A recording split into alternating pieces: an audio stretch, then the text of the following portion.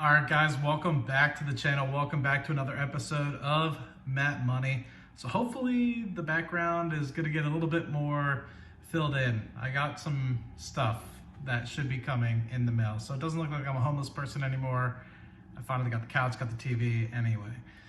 So we're here to talk about November dividend income, or just November income in general. So I'm pretty excited about it, and apologies if I look like a crazy person, but if you guys haven't figured this out already, I am a crazy person, so just kind of get used to it. But anyway, portfolio is up to about 660,000, 658-ish thousand if you don't want to round. Dividend income forward looking for the next 12 months is about $18,000, so looking good and healthy on that perspective. But you guys probably are here for the November specific income. So the majority of which came from options income. I sold over 40, or not over 40, but just under $40,000 worth of premium, but I bought back about $22,000 worth. So ended up with about $16,000 or so in terms of total premium that I was able to capture just from the month of November. Now, I did make a mistake at the end of November that actually ended up being realized in the beginning of December. So you will see that it's about a $2,500 mistake there. So learned a lot from that. Hopefully won't get into much problems like that in the future. But basically I tried playing around with the Slack Salesforce merger, and obviously I got burned. And yeah, so there's a whole different story about that. I generally don't like to practice naked puts, but hey, you know, just another nail in my experience that I can utilize in my toolkit to be able to say, hey man, you're not that kind of guy. You don't play mergers, you don't do that sort of thing. So it's not your bag, just don't do it. But anyway, walking into the actual portfolio itself, we're looking pretty good in terms of what we got. So to date, for the year of 2020, we're at about $12,000 in dividend income, with expected to be about $14,000 in dividend income. And at this point, I'm probably shifting over onto the laptop screen here. So bear with me as we have some things kind of coming in. You'll see that in the month of November, I also started getting some affiliate income. You guys probably know that by the multiple gold videos I've done that you probably have seen. Shopify income has started to tail off a good bit, and I think a lot of that has to do with the videos. I'm not necessarily putting out as many videos as I used to. Doing a lot of options trading. You guys see that I've already made about $27,000-ish in options income, and that's really just been over the past 6 months or so, and really just ramping it up over the past 2.5 months is when you could really start to see that income kind of come in. But I made over $16,000, which we've kind of shown here. And to keep in mind, that wasn't really passive. I'm just gonna be 150% honest with you guys. That is very active income to be able to maximize the amount of money that I can make from those. So there'll be instances where, you know, I'm in a trade for a month and a half, which I don't necessarily want to be in. And then there'll be some times where you're in a trade for literally less than half of a day. And it's just basically watching it and making sure that you can potentially maximize the opportunity at hand. But anyway, so don't expect that sort of income is by me just kind of sitting on my phone and, you know, going through Instagram and stuff like. I do that, and I do follow Bruce and I do follow Ryan. Thanks for shouting me out, by the way, guys. It was really appreciated. But most of the time it's me actually doing stuff on Fidelity, just trying to find some good deals, trying to see some wedges that I can find in the market to be able to make a quick buck. And so far so good with that, but only dividend income has been about $1,000. I was expecting it to be about $1,100 or maybe a little bit more than that. But QYLD, I'm still trying to get used to their dividend payments. Sometimes they'll show up at the end of the month, sometimes they'll show up at the beginning of the month. But in this particular case, we got paid, I believe it was like the beginning of October or something like that.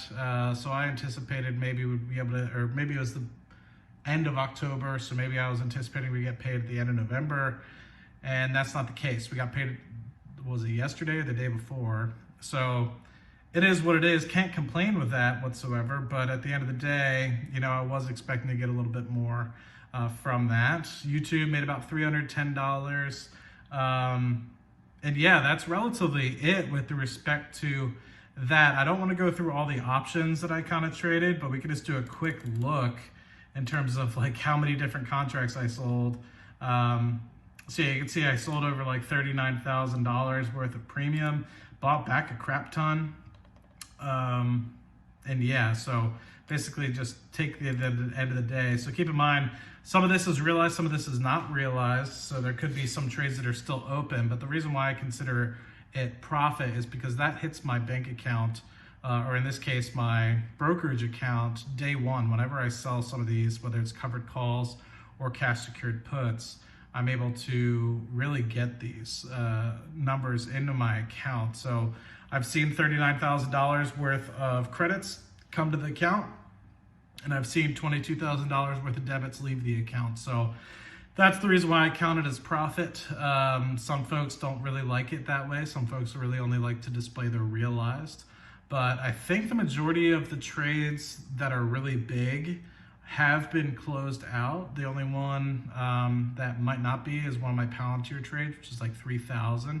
So even if you were to take that away, I think I might have even made that one in November anyway. So even if you were to take that away, we're at $23,000 worth of options income over the past couple months, which is pretty good. But really what I want to touch on is the dividends. That's why most of you guys are here. And of course, we're going to start off with AbbVie. It's about a $237 payment nowadays, which is pretty exciting. Then you have BP Midstream Partners, which was a $170 payment. Caterpillar, which I've gotten up to a $100 dividend payment, which I'm pretty excited about. Then you also have Main Street Capital, which has been a staple in the portfolio for quite some time now. You guys are used to that bad boy. You got Realty Income, which is now churning in over $100 a month. Real excited about that. You also have Stag Industrial, which I've continued to add to. So you'll see next month that we'll be able to get this up to about a $67 payment, which was basically, you can see throughout the year, I've been steadily adding. I think somebody challenged me via Twitter to get that up to about $100 a month, which I'm fine with. Warehouses, I think, are not something that's going to go away anytime soon. So yeah, I think it's a good opportunity to be able to capture in on real estate, one, and then two, warehouses in general, which Amazon obviously is doing a phenomenal job of keeping them growing as they continue to grow their business. So you have AT&T, which is a $160 payment there. You have Verizon, which was just under $70. And you'll see Main Street Capital again for $32 there on a monthly payment. Verizon again in the Roth. You'll see QQQ kind of come in here, which is a small payment because it is a very small dividend payer. It's mostly the most of the growth that I'm looking for out of the NASDAQ 100 there. You'll also see that Realty Income is in a different account as well. You'll see Clorox in here, and I am growing the Clorox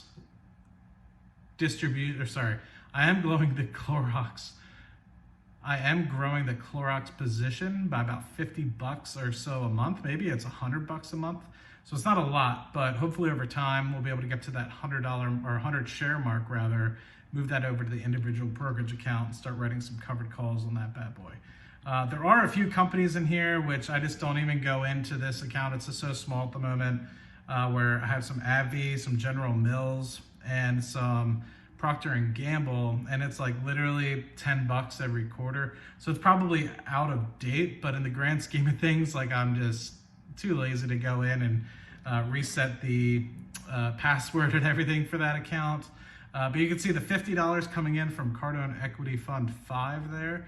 Then you also have just over $1 between the two personal savings accounts. I've drained a lot of this personal savings account because I'm getting like 0.5% annualized a year nowadays. And so for me, money's just so cheap for me to pull out of my brokerage account these days that some is just better for me to like keep very little cash. I do have a little bit of cash in here, so I can't say that I don't, but I also have been kind of strapped with cash as I've moved back to the US, right? So last month's credit card payment, I don't even want to talk about. Bought a lot of stuff for the apartment, bought a lot of stuff for just moving in general. And obviously that's been hard with respect to that. But now that I've kind of gotten that under my belt, I've seen expenses really regulate. So it's about what I've been spending before I left for Trinidad. So in that respect, I'm pretty excited about it because I was expecting I don't know, lifestyle inflation or something of the like. And we will see. As long as I can keep that credit card bill down and keep my my normal, I guess, everything else down, it'll be what it is. The only thing I could see that really kind of inflated was the apartment that I moved into, which you guys have probably seen during the daylight. It's got a pretty view of downtown. But other than that, I think everything's relatively been okay. So portfolio size is up. The monthly dividend and monthly, I guess, is income in general is up. So we broke $52,000. Hopefully we can get 55. Maybe if I have a great options month again, maybe we can break 60 grand this year. But I'm really trying to just get that dividend income up. So about 50% of whatever I make in the options income, I'm just going to shuffle into dividend paying stocks. At the moment, I really don't want to retire off of options income. That's not passive. That's not what I want to do. I do love doing it, and I'm really good at doing it. I feel like I found a cheat code for life. But at the same time, I really am going to be planning my retirement, my financial independence journey off of the dividend income, because that is strictly passive. I don't have to work for any of that. I just have to make a decision once or twice a month to buy some more stocks, and it's just going to show up, and it looks great and it feels great, and it just shows up. I don't have to do anything with it, and next year it'll grow 6 to 8%, and I'll reinvest, and just from that sort of growth, it's like $18,000 next year. Just from that growth, it'll be like an additional $1,500 that's going to be just from dividend growth, and then not even including that $18,000 reinvested. You know, that's some pretty awesome stuff. So $1,500 coming in every single month on average. If we kind of want to look down, we have some $2,000 months here. We have one in March. We have one in September right now. So December and June are $1,800, $1,900 months at this point. So if we're able to kind of keep up the continued capital contributions, the options income coming in and moving that over to the dividend portfolio, I don't see how we can't get to the 21,000. I don't know. One of my stocks obviously is freaking out. The dividend pay date or something's not showing up. So I'm missing about $1,000 in there over the course of the 12 months. But you guys get the gist of what I'm kind of looking at. Really, the goal for next year, it's been about a year since I visited it. I think 21,000, which was the previous goal, is way too light. I think I need to get a lot more, I guess, aggressive with it.